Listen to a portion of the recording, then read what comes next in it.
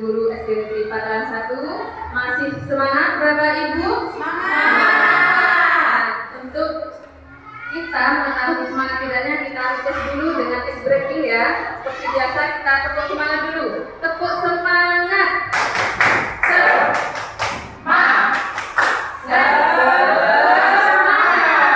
Terima kasih.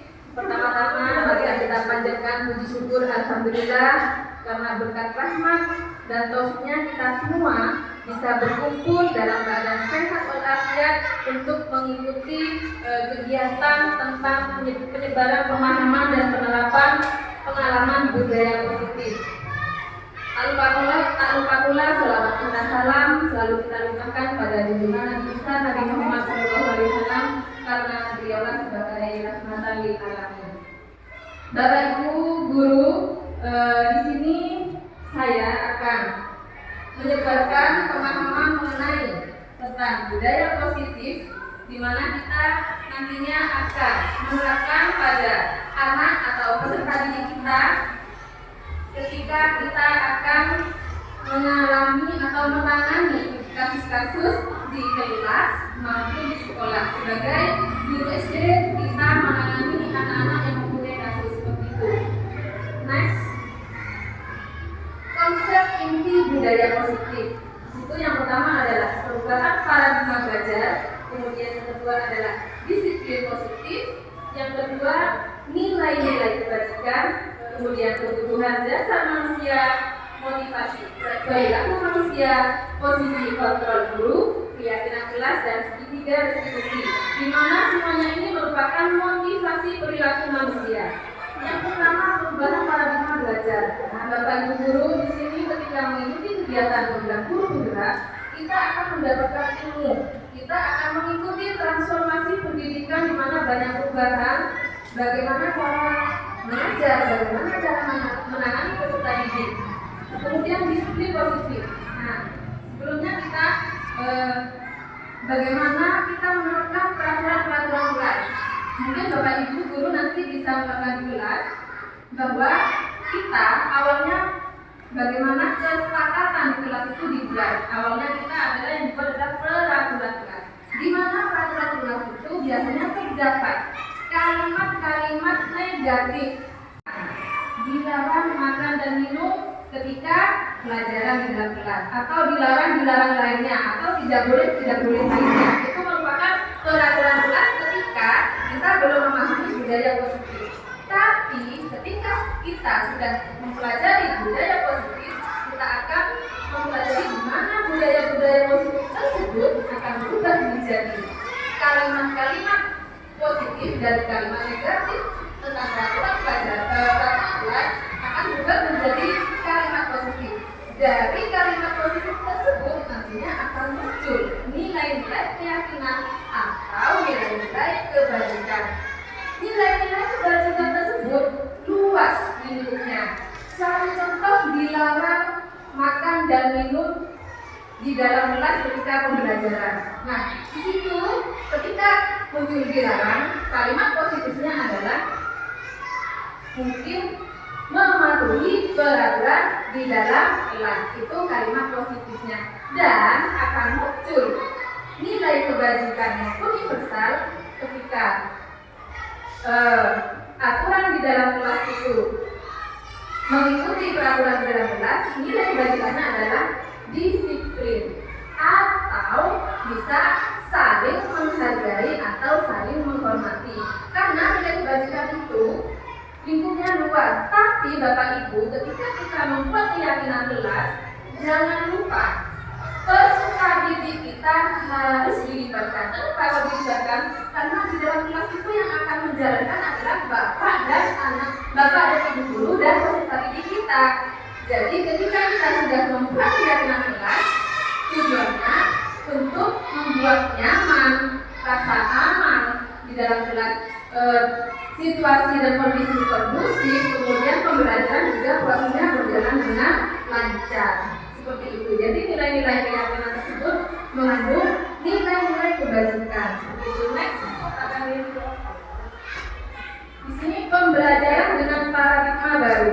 Yang pertama yaitu pembelajaran dengan paradigma baru, di mana pembelajaran dengan paradigma baru merupakan pembelajaran yang dirancang berdasarkan pembelajaran berdiferensiasi, sehingga para peserta didik belajar sesuai kebutuhannya berdasarkan tahap perkembangan sesuai teori psikologi modern untuk memberikan profil pelajar Pancasila. Nah, mungkin Bapak Ibu guru sudah tahu semua, untuk profil pelajar Pancasila itu bisa? Coba kita nyanyikan bersama-sama. Belajar Pancasila, beriman dan bertakwa pada Tuhan Yang Esa dan berakhlak mulia, berkebudayaan global, gotong royong mandiri, kreatif dan bernalar kritis. Nah, nanti Bapak Ibu bisa memberikan pendapat ini tentang profil pelajar Pancasila kepada peserta didik kita, sehingga anak-anak bisa mengetahui tentang profil belajar Pancasila bahwa kita harus bernalar kritis. Itu dan lain sebagainya. Next. Berikutnya yaitu miskonsepsi tentang teori kontrol. Yang pertama, ilusi guru mengontrol murid. Kemudian, ilusi bahwa kritik dan membuat rasa bersalah mampu menguatkan karakter. Kemudian, ilusi bahwa semua penguatan positif efektif dan bermanfaat. Berikutnya, orang dewasa berhak memaksa. Nah, di sini mungkin Bapak Ibu prosesnya sudah tahu semua ya. Jadi istilahnya itu kita sebagai orang dewasa itu sebagai pendidik itu karena seperti ini, jadi anak-anak harus mengikuti, tidak seperti itu di Bapak Ibu. Next.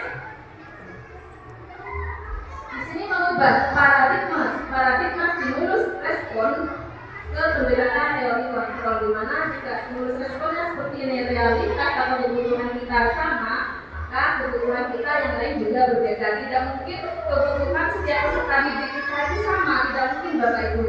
Jadi kebutuhan anak-anak itu selalu berbeda. Jadi kita sebagai peserta pendidik, sebagai pendidik, kita harus memahami setiap karakter peserta didik kita. Jadi bagaimana caranya? Caranya harus observasi ketika pembelajaran berlangsung. Jadi kita bisa memahami, dan itu prosesnya tidak sedikit, tapi kita membutuhkan proses yang lama seperti itu. Next, disiplin positif. Nah, di sini Bapak Ibu, disiplin berasal dari kata disiplina yang artinya belajar. Disiplin mengacu pada disiplin diri yang memiliki tanggung jawab terhadap apa yang dilakukannya berdasarkan nilai-nilai yang diyakini. Nah, ketika kita membuat nilai keyakinan jelas, kenapa peserta didik dilibatkan? Karena jika kita membuatnya bersama peserta didik kita tuh nanti seperti ini. Oh, kita dapat bersama, saling menghargai. Jadi ketika proses pembelajaran ada anak-anak yang presentasi atau ada anak-anak yang mengizin, kita saling menghargai, tidak saling menyalahkan, karena keyakinan kita sudah dibuat bersama. Kalau dibuat bersama, insya Allah keyakinan kelas itu akan berjalan dengan lancar, karena anak-anak yang membuatnya sendiri berdasarkan kesepakatan sebelumnya. Disiplin positif merupakan salah satu cara penerapan disiplin yang bertujuan untuk menumbuhkan kesadaran. Jadi maksudnya di sini kesadarannya itu muncul dari dalam diri kita sendiri, muncul dari dalam peserta didik kita sendiri, bukan atas kemauan kita, bukan atas kemauan kita sebagai pendidik, bukan. Jadi muncul dari intrinsik kita sendiri. Memberdayakan peserta didik tanpa imbalan atau penghargaan. Jadi Bapak Ibu, sebuah reward itu diberikan kepada peserta didik itu sebetulnya kurang betul. Tapi jika memberikan reward pujian, tapi itu berlakunya pada semua peserta didik, bukan hanya salah satu. Tapi berlakunya pada peserta didik. Suatu contoh, jika si A mengerjakan selesai duluan suatu tugas, kita mulai wah pintar, jadi teman-teman kita semua ini, jadi ayo ikuti. Jadi seperti itu, jadi pujian. Jangan memberikan reward yang berbentuk seperti makanan atau sejenisnya. Ancaman atau hukuman. Jadi sebetulnya Bapak Ibu ya, ancaman atau kalau hukuman itu sebetulnya tidak boleh. Kita sebagai pendidik itu tidak boleh memberikan ancaman. Kamu kalau belum selesai, itu tidak. Jadi kita jangan yang itu kita harus ada akhlaknya. Nanti kita akan belajar seperti itu. Jika peserta didik memiliki tinggi sehingga mereka berpikir mengacu pada nilai kebajikan bersama. Nilai kebajikan itu contohnya keselamatan, kebahagiaan. Tapi di situ lingkupnya luas. Selamat tentang apa? Suatu contoh dibilang kalau keselamatan tidak boleh berkelahi. Nah itu sudah nilai kebajikannya adalah keselamatan. Memiliki motivasi intrinsik. Jadi motivasi intrinsik itu muncul dari dalam peserta didik sendiri dalam perubahan perilaku ke arah yang lebih baik. Next. Nah, di sini nilai-nilai kebajikan, nilai yang disepakati bersama lepas dari suku bangsa, agama, bahasa maupun latar belakangnya. Jadi ketika membuat nilai-nilai kebajikan yang saya jelaskan tadi tentang keselamatan, tentang kebahagiaan itu lepas dari agama. Jadi jangan mengaitkan dengan unsur-unsur agama. Di sini profil pelajar Pancasila beriman dan bertakwa pada Tuhan Yang Maha Esa dan berakhlak mulia dan seterusnya. Kemudian kedua itu primarius, toleransi, rasa hormat, integritas, mandiri dan selanjutnya ini. Kemudian keterampilan hidup, skill, dapat dipercaya, kemudian lurus hati, pendengar yang aktif. Jadi untuk kita kalau membuat nilai-nilai kebajikan berdasarkan kalimat positif tadi, berdasarkan profil pelajar Pancasila, terus primary years program, kemudian keterampilan hidup. Jadi jangan sampai ada unsur-unsur tentang agama atau bangsa ya, atau latar belakang seorang peserta didik seperti itu. Next, kebutuhan dasar manusia. Nah, di sini ketika anak-anak kita, tadi kita berbuat suatu hal yang dibuat bersama, itu mereka ada kebutuhan dasar perlu dimengerti atau belum didapatkan sama tadi kita. Kebutuhan manusia adalah segala sesuatu yang kita lakukan untuk mendapatkan apa yang kita inginkan. Tidak hanya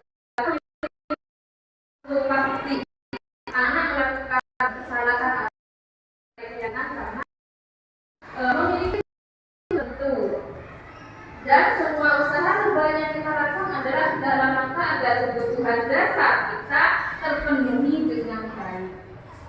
Maksudnya di sini ketika anak-anak melanggar nilai keyakinan karena mereka itu ada kebutuhan dasar yang perlu didapatkan, entah itu dari orang tua, dari teman-teman, dari bapak, dari ibu guru, dari lingkungan kita. Jadi perlu sesuatu kebutuhan dasar yang perlu didapatkan sama peserta didik kita. Next.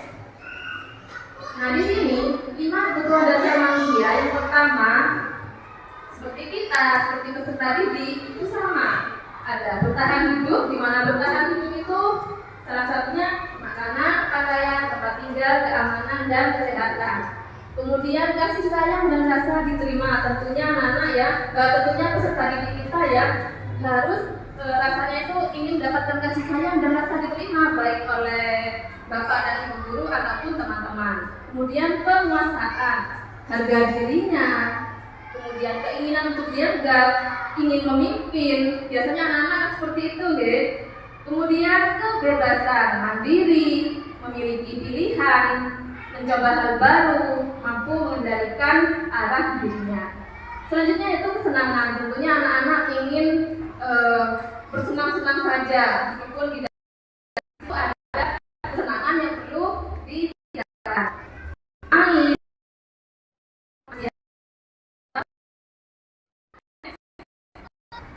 Motivasi manusia itu dari ketidaknyamanan atau hukuman. Untuk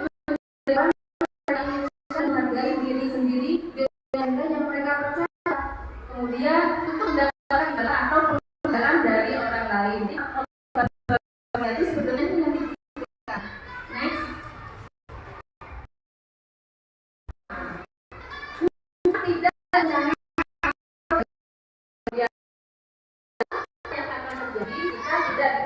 tidak ditekan, bersifat satu arah, berupa hukuman fisik atau psikis. Suatu contoh, anak didik kita melakukan pelanggaran, lari 1 kali lapangan, itu merupakan hukuman. Itu sudah psikis atau fisik. Konsekuensi, di mana konsekuensi itu dibuat bersama. Jika kamu melanggar ini, kamu nanti sanksinya seperti ini. Itu. Jadi terencana, jadi sudah disepakati. Murid tetap dibuat tidak nyaman. Kemudian setiap guru selalu memonitor murid. Kemudian restitusi. Nah ini proses menciptakan kondisi bagi murid untuk memperbaiki kesalahan. Kemudian proses kolaboratif seperti disampaikan tadi, di mana restitusi ini tujuannya itu kerjasama agar perbaikan dari yang mereka lakukan.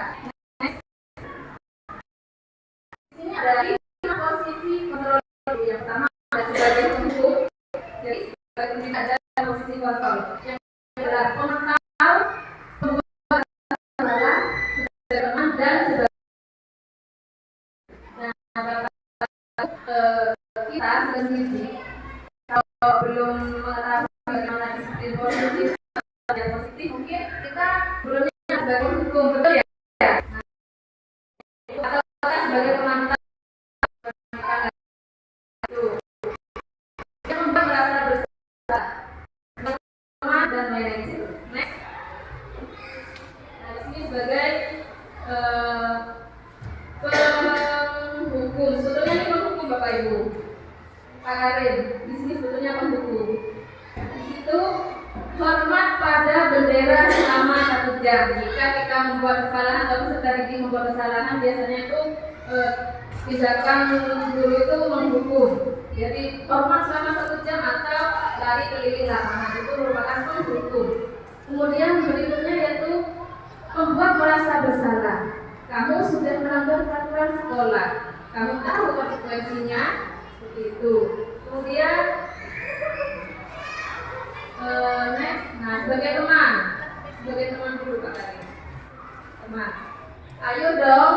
Nah jadi kita sebagai pendidik juga bisa menjadi teman. Ayo dong ikuti aturan sekolah. Tolong bantu ibu atau bapak ya sekali ini. Ya sudah, tidak apa-apa, lain kali jangan sampai berbuat seperti ini lagi ya. Jadi kita sebagai teman seperti ini. Kemudian sebagai pemantau, kamu sudah melanggar protokol sekolah, kamu tahu konsekuensinya.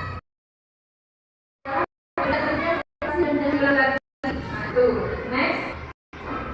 Nah, ini sebagai manajer, apakah kamu tahu kesalahanmu? Kira-kira kesalahanmu. Nah, di sini Bapak Ibu kita pelajari. Sebagai pendidik, seharusnya posisi kita adalah manajer, bukan sebagai manajer. Nah, sebagai manajer kita menangani kasus atau mulai melakukan pelanggaran dan restitusi segitiga. Jadi ada langkah di mana kesalahan dibuat oleh peserta didik atau bukan kesalahan di luar atau solusi peserta didik itu sendiri. Kita membimbing dan mengarahkan saja. Jadi kesalahan dibuat oleh peserta didik sendiri dan solusinya ditemukan oleh peserta didik sendiri. Next. Nah, di sini Bapak Ibu, posisi kontrol apa adalah seperti ini. Saya kecewa sekali dengan kamu. Kira-kira sebagai teman, pemantau, penghukum, pembuat merasa bersalah atau sebagai manajer. Saya kecewa sekali dengan kamu. Sebagai teman, sebagai membuat merasa bersalah. Ya, saya kecewa sekali dengan kamu. Next. Kamu tidak pernah melakukannya. Posisi kita sebagai apa itu? Sebagai pengontrol, kita posisinya sebagai teman. Ya. Next. Apa rencanamu menyelesaikan masalah ini?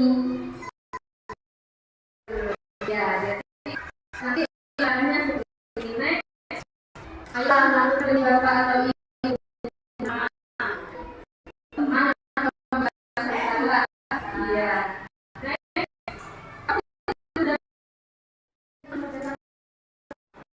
Hukum. Ya. Next. Apa yang jelas? Mengapa bukan jelas? Mengapa? kelas, tapi peraturan kelas. Tadi karena peraturan kelas apa?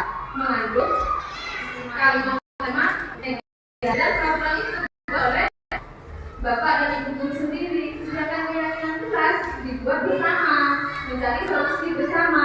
Next.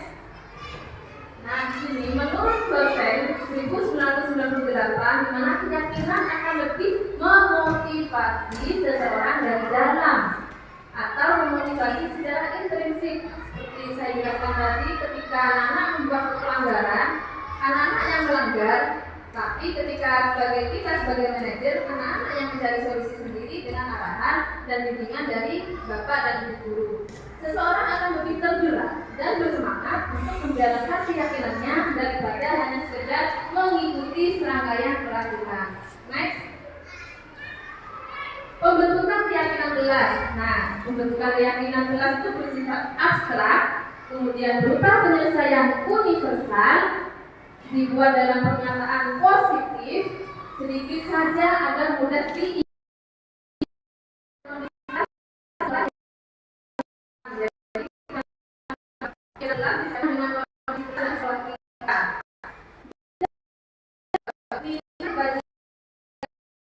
dari setiap kelas, dari 1 sampai kelas 6,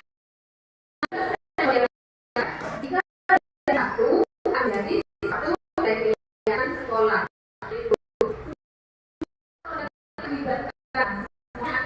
Akan memulai keyakinan kelas. Maka dari segitiga diskusi ini salah satu langkah untuk menangani kasus anak. Jangan samakan anak-anak melakukan peran kamu salah, kamu ini tidak baik. Jadi ada langkah-langkahnya. Jadi segitiga diskusi itu merupakan proses dialog. Jadi percakapan yang dijalankan oleh guru agar dapat menghasilkan murid yang mandiri dan bertanggung jawab. Kenapa dikatakan mandiri dan bertanggung jawab? Karena kesalahan yang dibuat anak-anak solusinya ditemukan oleh anak-anak sendiri dan itu sudah dapat dipertanggungjawabkan. Yang pertama yaitu validasi tindakan yang salah. Satu contoh, murid yang melakukan terlambat sekolah. Betul, kamu kemarin terlambat datang sekolah. Jadi awali kalimat-kalimat yang menggiring nanti anak-anak akan berkata itu, sehingga kemudian menstabilkan identitas.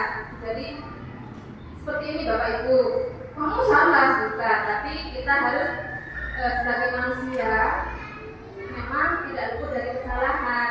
Itu menstabilkan identitas. Atau maklumlah, pantaslah kamu marah, atau pantaslah kamu terlambat, kamu kan gitu marah. Jadi sebenarnya itu akan muncul di keyakinan menanyakan kalau kamu sudah tambah sekolah, keyakinan apa? Keyakinan kelas apa yang sudah dilanggar? Nah seperti itu. Jadi di situ di situ itu kita bersama nanti selanjutnya bagaimana menilai keyakinan.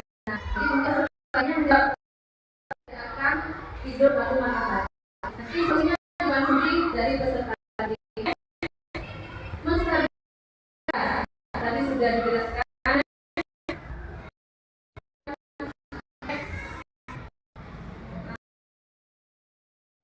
Ada yang belum mau ditanyakan? Terima kasih. Senangnya semoga yang didapatkan pada hari ini dalam kegiatan penyebaran pemahaman budaya positif bisa bermanfaat baik untuk diri kita sendiri, untuk peserta didik, lebih-lebih untuk masyarakat. Terima kasih, kurang lebihnya saya mohon maaf. Wabillahi taufiq wal hidayah. Assalamualaikum warahmatullahi wabarakatuh.